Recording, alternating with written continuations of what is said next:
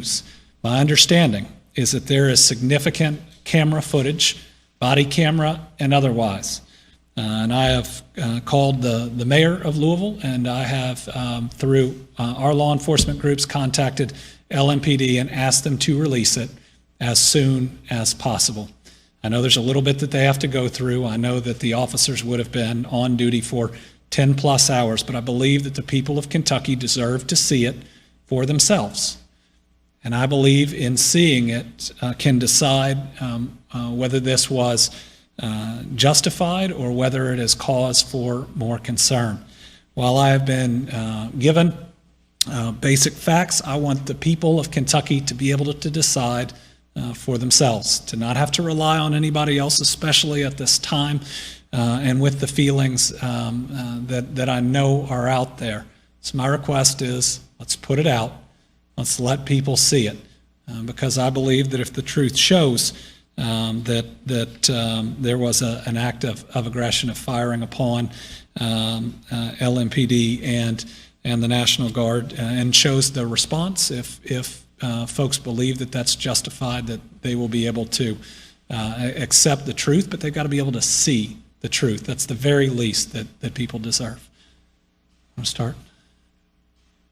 Well, I was just wondering if you happened to see some of the protests in Lexington over the weekend where the looting and violence was kept out of the picture. Have you spoken to Mayor Gordon about that issue, or can you just comment on some of the images you saw?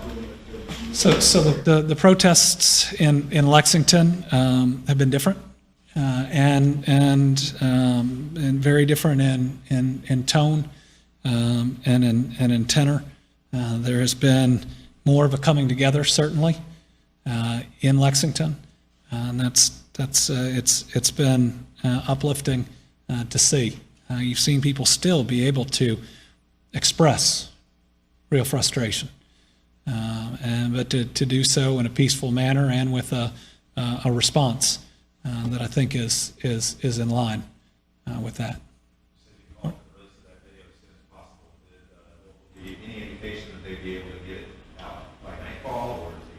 Oh, I hope it's out long before nightfall, Mark. The question is, do we have any indication on when it'll get out there? I think it's really important for the truth to get out there, but I think it's also really important in ensuring that we don't have violence. If people can see it and know that good, bad, or ugly, we're being absolutely transparent about it. With folks right now giving voice to not trusting law enforcement. One of the most important things we can do to build that trust is to make sure that we are fully transparent right now about it. And if it bears out that actions were taken wrongly, I guarantee you we'll act, and we'll act strongly. Now, I've gotten reports, but I want to see it for myself, just like everybody else does, and I've pushed as soon as possible. Tom. Governor, have you seen the email that Representative Booker sent out this morning, shortly before this? He mentioned that he spoke to you. This incident happened like about a mile from his house. Yeah. What was your conversation with him like, and what were you able to offer? Well, I spoke to Representative Booker this morning. First talked about his incident with tear gas, wanting to make sure that he is heard with what he saw. And I think he ought to be able to raise issues related to that. And that, I believe that that everybody involved ought to listen to that piece. If tear gas was fired before curfew, we ought to fully understand the facts by it. And if it was done in a way that it shouldn't have been, we should learn from it, right? We should get better. And I think one of the sources of frustration, though again, I'm not sure I can give voice to it, is we have seen incidents like we've seen in Minnesota in the past, yet they keep happening. And so, I want to make sure that with regards to concerns in daylight hours with peaceful protests, if people haven't been treated right, we need to know. We need to be clear about it, and we need to learn from it. Morgan? Obviously, there's a lot of understandable skepticism about law enforcement and police themselves. Can you talk a little bit more about this investigative team you put together? Who's on it, or what, how you're going to ensure that the results of their investigation can be trusted? So the question is, with skepticism out there about law enforcement, how they investigate themselves, this is the Kentucky State Police looking at a situation that occurred with both LMPD and the National Guard. My understanding is that KSP was not in any way involved in those issues. This is the team that does this, though. They do it statewide. They do it in different jurisdictions. This is the group that you'd call upon. And this is a group that I think will do it faster, and we'll get to the truth. But what I can tell people is I'm going to make sure that we get to the truth. And I hope people have seen that throughout, whether it's dealing with COVID or the rest, I'm willing to admit when the wrong things happen, and I'm willing to try to live up to it and to make change. We don't know that occurred here, and that's why I want people to see it for themselves, and they shouldn't have to just believe me. That's why I want to get that body camera footage out. I think everybody else does too. Admittedly, I'm adding a whole lot of pressure to it right now, but that's the right thing to do. Stefan, are you okay? I know you. Thank you very much for asking about that. Can you address any concerns about outside actors coming in? That's something that you've seen in our Yeah, the question is about the concern about outside agitators. Our protests have primarily been peaceful. And listen, you can be peaceful, but be aggressive in making your point. There are very different things between aggressively making your point, which is peaceful, and violence. But what we've seen, and we've even seen some footage, is some professional vandals. These are not the protesters. You see them in the full black tactical gear walking down a street, just smashing a hammer in every window, not trying to make any point, not even trying to take anything, but trying to create or incite violence, trying to turn, I believe, everybody against each other. I truly believe that there are people out there, and we've had some of that intelligence that want to create violence where everybody's hurt. And that's the reason that I called in the National Guard. Is my concern was we were reaching a point where things were boiling to a point where peaceful folks demonstrating, but pushed in the wrong direction by those that want to cause violence, could cause real harm, because those that want to cause violence disappear right before it happens, and it's other people that pay for it. And I don't want anybody hurt in all of this, and that's why we got to look really carefully at what happened last night, because someone was hurt. There was obviously a shooting, and we have a death, and we got to know all the facts about it, and people deserve to see it for themselves. Daniel. Do we know if the shots were fired by LMPD or the National Guard and who the officers were involved, and has any action been taken on those officers who fired? So we believe that there were shots fired last night by both LMPD and a couple members of the National Guard. I believe two. Both of those individuals have been pulled off of that direct duty while we are determining what happened. So again, we want to make sure that we get all the facts. And this is a guard I called up. I want to make sure we determine exactly what and how, and then again, don't just tell people what we believe is a version of the facts, but to let them see it themselves. Joe.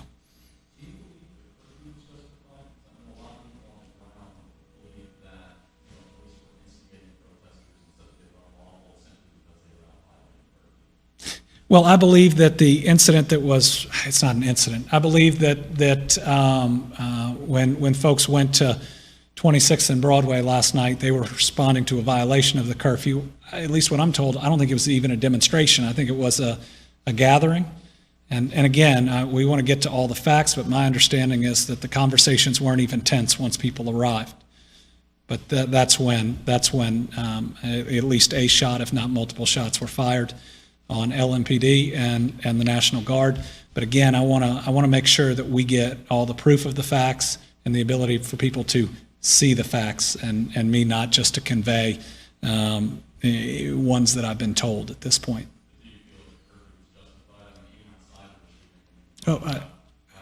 I believe the curfew in Louisville has been important to trying to make sure that those that want to cause violence between groups don't have the opportunity to do it. What we've seen is them move in later at night.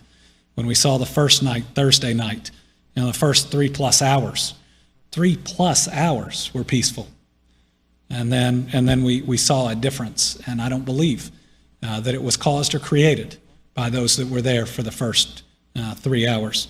And what I'd say is I hear that folks don't believe that there should have to be a curfew or it's somehow stifling speech. But right now, the whole world is listening. Whether it's because we are here, whether it is what you see on cable news, the whole world is listening. And I believe that there's an opportunity to be heard during the daytime in a safe environment, that push for justice can occur. More? We've heard some people say that the choice of weapons that the National Guard was using may have been improper, that firing those particular weapons that they were using in the range at which they were fired may have been improper. Do you believe that they're basically using assault rifles? I'm not an expert, but were they using the correct weapons, and or are they, do you believe that they're properly trained in handling those types of situations? Let me call in our Adjutant General of the National Guard to answer that question. My understanding, at least by protocol, is that showing up at the scene, they are not loaded. And after the shooting occurred, in order to protect themselves and address the situation, that's the point when that happened. General?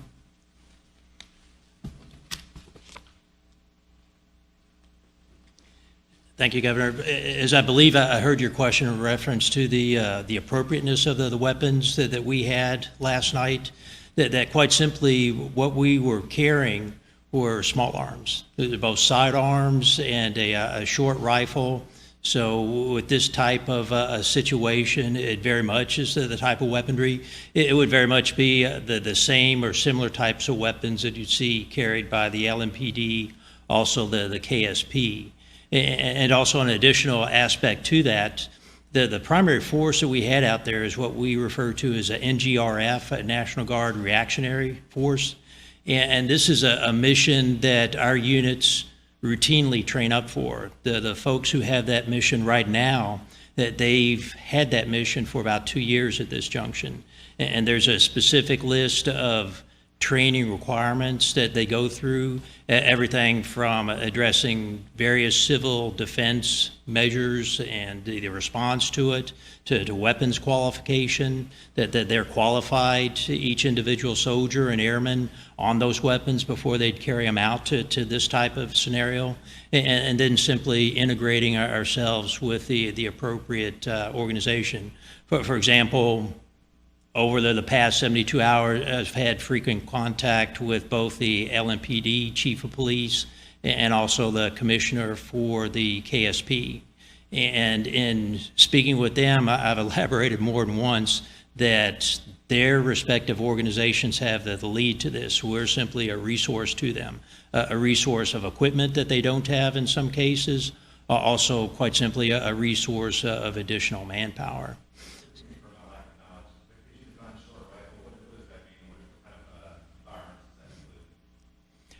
A Carb 15, are you acquainted with that? I mean, it looked to me like they were using not particularly short rifles, but just like kind of M16s or something like that. This, if you will, is the up-to-date version of an M16. And so when I describe it as a short rifle, literally, its length is shorter than an M16 that a lot of folks may have seen through movies and TV clips.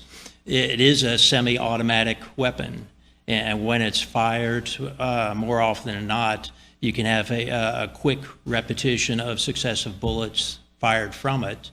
It can be fired in an automatic mode as well, but typically in this type of response, it would be a semi-automatic fire. Well, and sure, and again, we're pushing for the video to be out so everyone can and should see. Our understanding is that the return of fire was very targeted, was not sprayed over any particular area, was directed at least who is reported, and at least in the direction that was reported that shots were fired, but Listen, I'm not asking people to trust our account, and I want to see everything myself. That's why I want this video out. Had people fired recklessly, sadly, you would have seen more than one person that we see right now as being killed, and/or you would see someone being injured. I just want to be clear, so did civilians, you believe civilians fired shots at the National Guard and police? Yes. Every account that we have seen right now, including some of the social media video, is that LMPD and the National Guard were fired upon. That we believe that absolutely occurred first. Now, the thing that I want the video to come out about, because I don't think that fact's in doubt, is the response and ensuring that it was appropriate and it was following the protocols that would keep both, at least what we believe happened is that the National Guard, the police, and the crowd that was still with them in part were all fired upon. Governor, you kind of alluded to this in response to a prior question.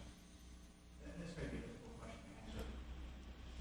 Based on what you've seen, whether it's Louisville, anywhere in the country, is the heavy police presence escalating these situations, or is there already enough gasoline on these fires to where the police are really? Hey, let me repeat that. It's the question is whether the heavy police presence is escalating it, and I think it depends on where you are. I believe that the situation in Louisville was escalating significantly between Thursday and Friday, and then reports of what we got, what we would see on Saturday were significant. And my belief was that it was going to escalate, not because of peaceful protesters, but that it was going to escalate significantly, and we were going to see significant violence. And that's something that I only had one opportunity to make a decision to prevent. You know, I pray it was the right decision, and it's certainly not to silence anyone. Today, I hope I proved that by giving voice to the people the very closest to the desire for justice for Breonna Taylor. And if we can find ways to give people voice, whether it's right here, whether it's the podium that I normally use, whether it's others, we want to do that. And I don't want to stifle people's frustration either, or make it be said in a certain way. And people who are angry deserve to be angry, and they deserve to show the world the depths of their frustration. But I want to make sure that's not used as an opportunity by others, not those individuals, to create violence. And there was a real significant risk that it was going to happen Saturday night in Louisville. I believe the increased presence helped prevent that from happening. But people are going to rightfully ask about last night, and that's why we got to get down to all of the facts about it. Tom. Governor, you as general, either one of you answer this. Given what happened this morning, is there going to be more, less, or the same guard presence in Louisville tonight? Well, right now our plan, and again, we haven't seen this video, and we'll want to analyze it, is we will have a similar presence tonight to ensure that we keep order. And again, the goal here is to try to keep everyone safe, and that's why we have to look very carefully at what happened last night to ensure that is, in fact, what is happening. And I hope people will wait and see it for themselves, that if a crowd was in danger and LMPD and the Guard was in danger by someone firing upon them, and that's what it shows, then I think people can understand that. If it's something different, we got to look at it, we got to own up to it, and we got to make sure that it doesn't take months to do it, that we do it right away. There's been a lot of concerns here in Louisville as well as across the country about excessive use of force or tear gas. Has been a big issue here, particularly the use of tear gas even before the curfew last night, as well as the use of tear gas on a lot of protesters who say, and who journalists report were not being threatened in any way, especially given we're in the middle of a pandemic. And do you have concerns about not just having mass protests where the virus could spread quickly, but the use of tear gas, which causes a lot of coughing and other things, people not needing to pull their masks off, coughing, crying. I mean, do you have concerns about the liberal use of tear gas, particularly before curfew, and how that might affect spread spreading the virus and things like that, and just the use of it in general. Well, I do worry about protests in the middle of this virus, and I think it shows you the depths of people's frustration, because you see the peaceful protesters who come out, demonstrators in this, and when I say peaceful, that doesn't mean that they are not giving strong voice, even to anger, but that in no way are they engaging in violence, and just about everybody's wearing a mask. You don't see that in most protests that I've seen here in Frankfurt, and this is a community, our Black and African American community, that's been hit really hard by this virus. So I worry about it. I hadn't thought about it in terms of the tear gas, but I think that we ought to be willing to ask ourselves if it's used before a curfew, or if we hear firsthand stories where we believe it's not being used appropriately, we ought to be listening, right? Because when it's used, it should be intended to quell violence, not situations that aren't. And I think that we ought to be willing to have an ongoing evaluation of how that is or is not working. And if there's been a situation where it was done wrongly, it may have been done because people misread the situation, it's okay to talk about it, right? In the course of everything else that's going around, while people might not forgive that, I think that they would at least appreciate hearing that people may have been doing the best they could, but might make a different decision looking back. And that's why I wanted to talk to Representative Booker and others that have been in harm's way about whether they think it was appropriate. We ought to be learning every day. That ought to be part of our culture and law enforcement and everywhere else. That doesn't mean that people didn't try to make the best decision they could in the moment they were in, but shouldn't we always be trying to make better decisions, especially in situations like this? Yeah, Daniel. First, do you believe that the LMPD officers that were involved in Breonna Taylor's death should be fired, like the family is asking? And the second one is, you hold the highest elected office in Kentucky. You were the former chief law enforcement officer. You talked a lot about listening. What changes are you going to enact? Because there seems to be a real demand for change. Yeah. Two different questions. And the first was, do I believe that the officers involved ought to be fired?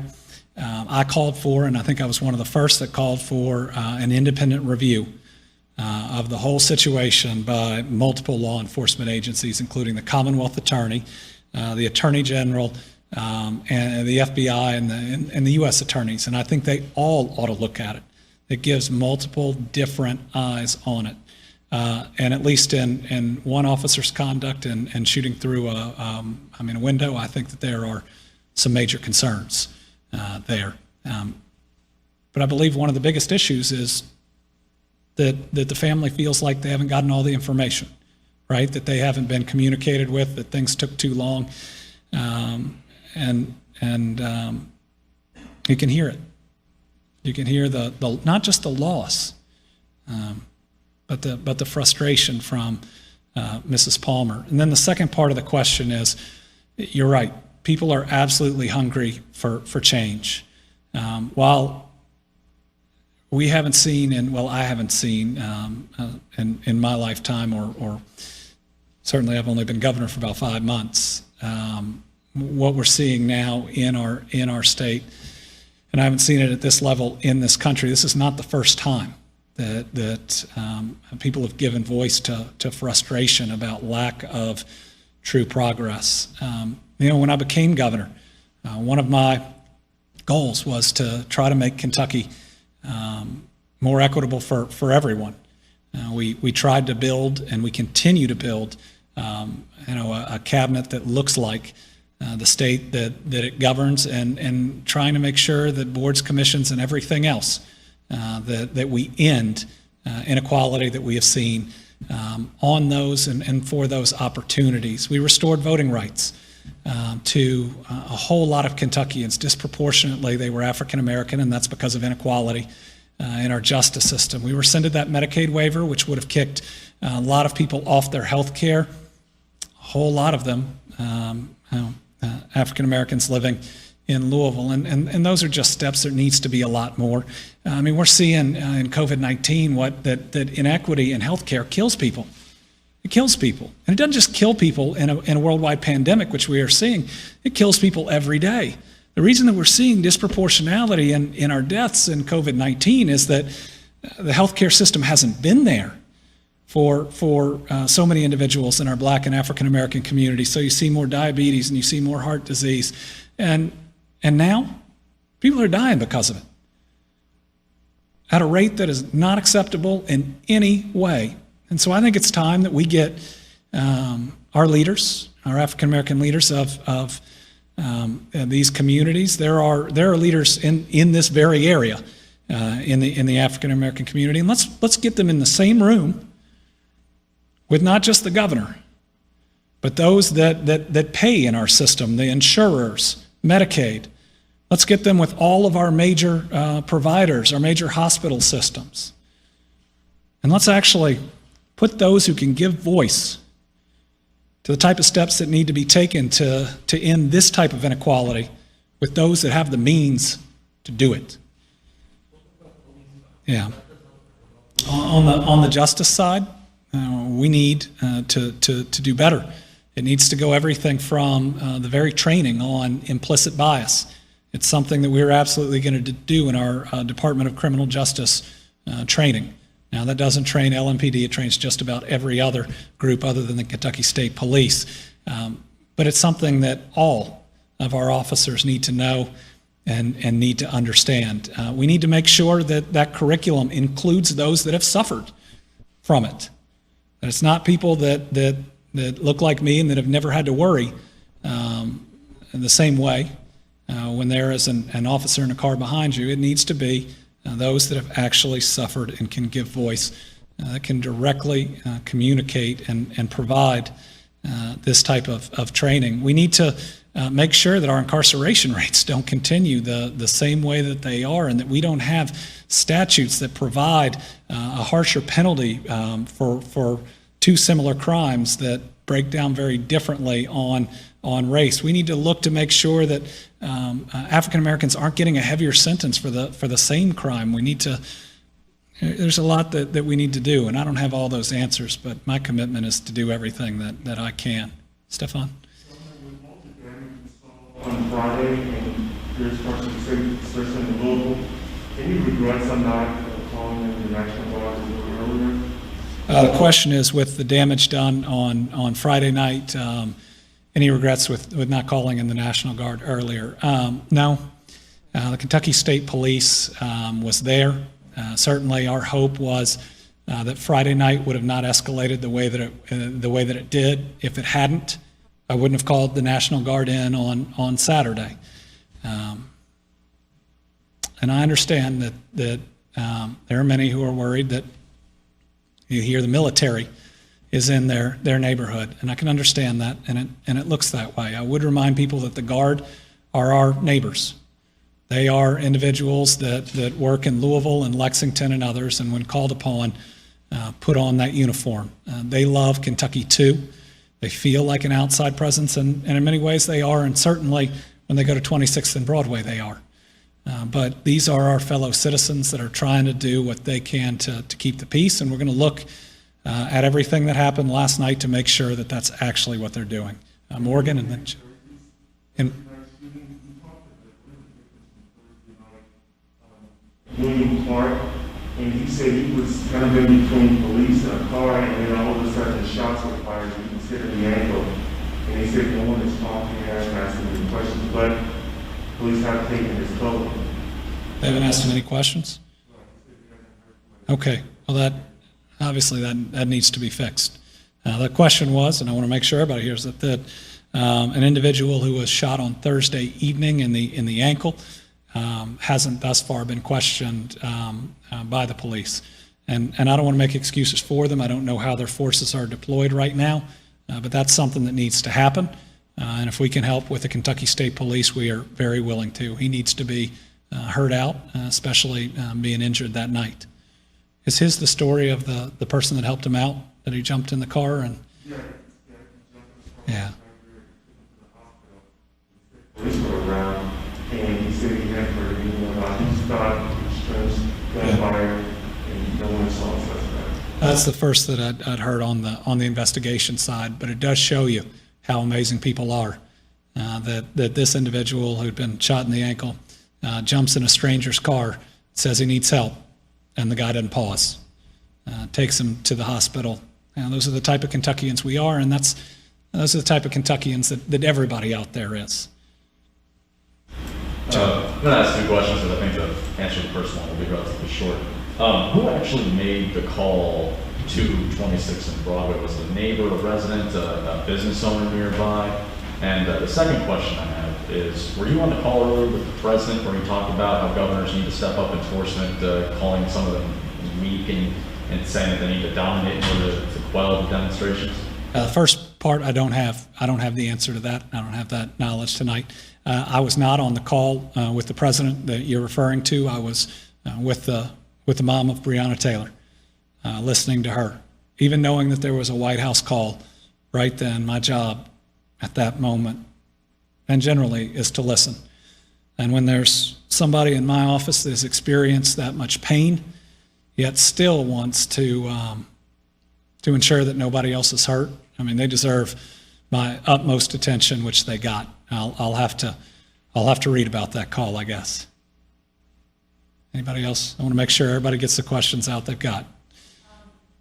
I guess, first of all, do you know of or expect there to be a continuation of the curfew that expired this morning, and do you support the continuation of the curfew? And connected, or I guess I'll start with that and I can follow up. The question is, do I believe that there will be a curfew again tonight? I don't know, but I expect so. That's a decision that those on the ground in Louisville make. One of the most effective ways, again, if people are willing, that they can be heard, given that the world's listening, the media is there, is they could do it during the daylight hours. And those that are willing to go home before can ensure that, I mean, the bad actors, they can't hide when people aren't out. And what I believe agitators that want violence everywhere do is they wait until there's a bigger crowd of peaceful protesters, especially out later. And it's never those agitators that end up paying for it. They're never there when the violence they want to occur actually occurs. We want to see, we want people to be heard. Listen, we want change. I hope people believe that I want it too, that while I can't feel the depths of that despair and frustration, I want a better world for my kids and for everybody else's. And my hope is people feel like they can do that, in the bounds of that curfew.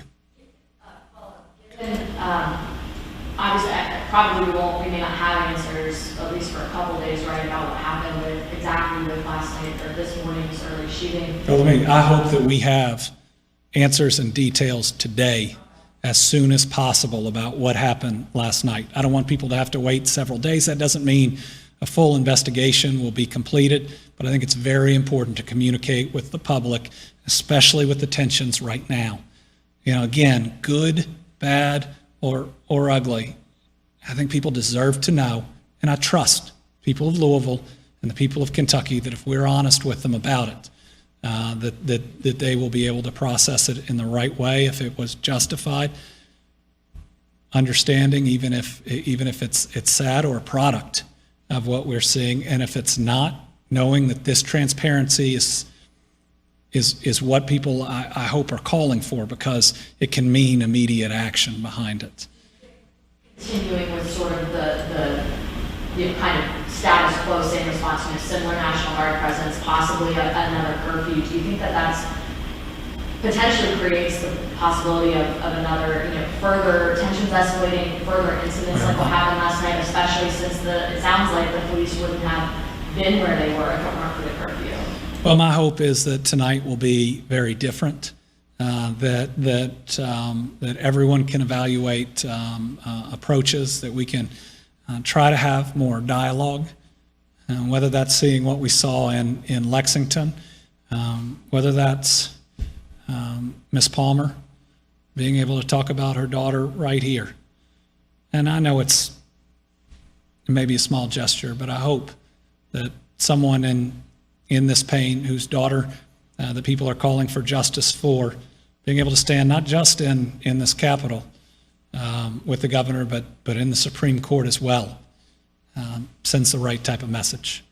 And I hope, and I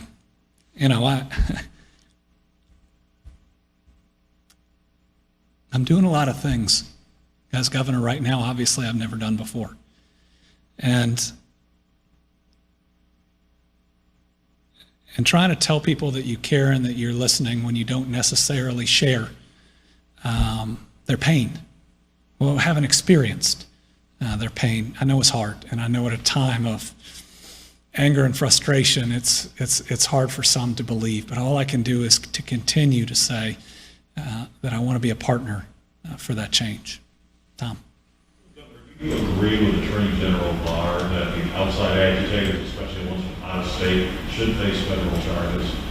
I haven't heard Attorney General Barr's statement on charges. If there are certainly outside looters, people who are just intending to cause property damage and make peaceful protesters look bad, I think we would all want them arrested, facing charges, because that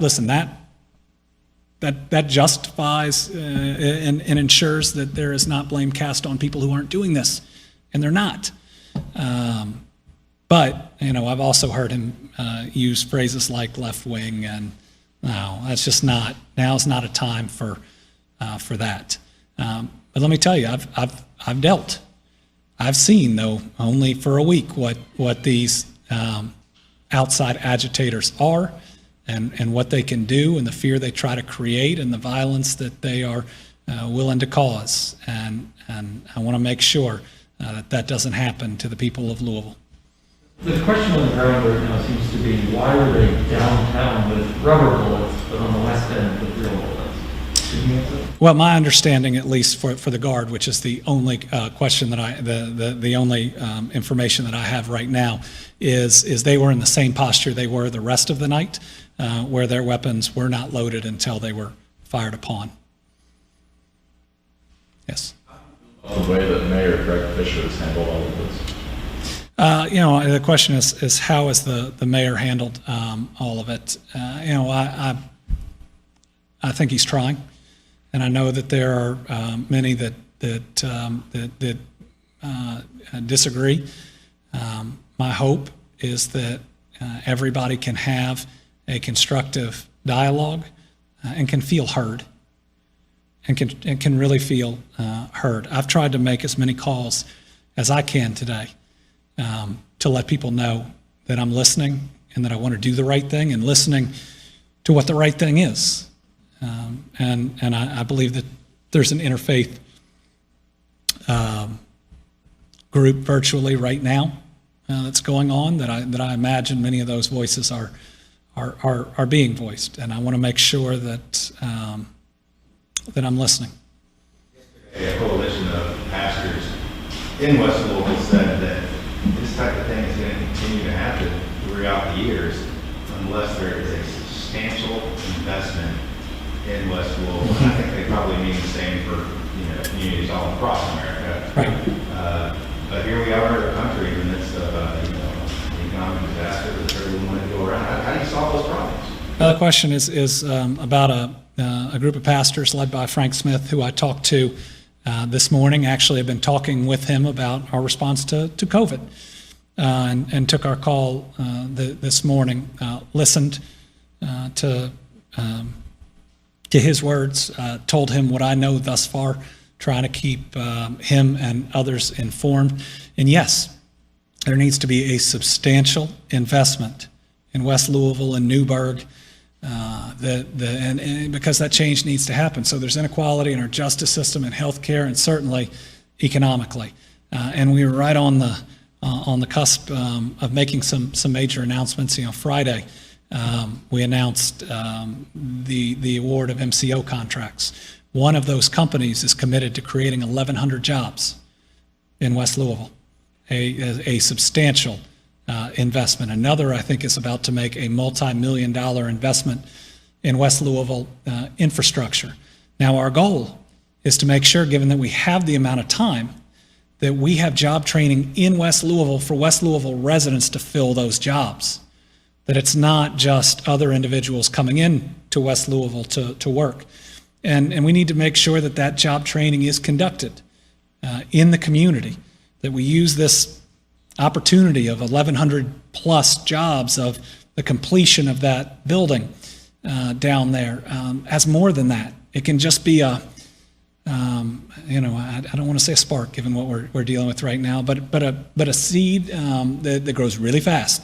But that we nurture, that we have the time, and we make sure that this, which has a possibility, I believe, to be transformational, that we follow through and seize that opportunity. Information a few weeks ago about the Breonna Taylor case, but it's been available for a while. Do you think that maybe they should have released it a little earlier to show the community and to be transparent? I don't know the reasons behind when information was or was not released. From my perspective, my practice is as quickly as possible. Yeah, I have trust that the people of Kentucky, if you're honest with them, and you tell them that you want the truth and they believe it and you're willing to put it out there and then explain it sometimes. That's certainly my practice, and that's what we want to happen with last night's incident. People deserve the truth, and I believe they deserve to see it and not just to hear it from me. Now, I believe there's going to be a lot of details that are coming out. I think they're going to be very specific. People deserve to be able to see what they're being told is true at a time when there's not a lot of trust. But I hope my commitment to getting it out and to getting it out fast will hopefully build some trust, at least here, given that I want to be a partner in this change. All right, we may have another update later. We will have information out about whether we're going to have our normal 4 p.m. Given the light of everything, or simply put out a release on where we are in our COVID numbers. I believe that Sunday's numbers were down again, which is a good sign, but knowing we had 2 days that were up, I just wanted to make sure that we at least mention that. If we get it out, we'll provide a little bit of analysis on that. And if I can, on that, those that are protesting, demonstrating, giving voice, if you will, wear a mask. This is still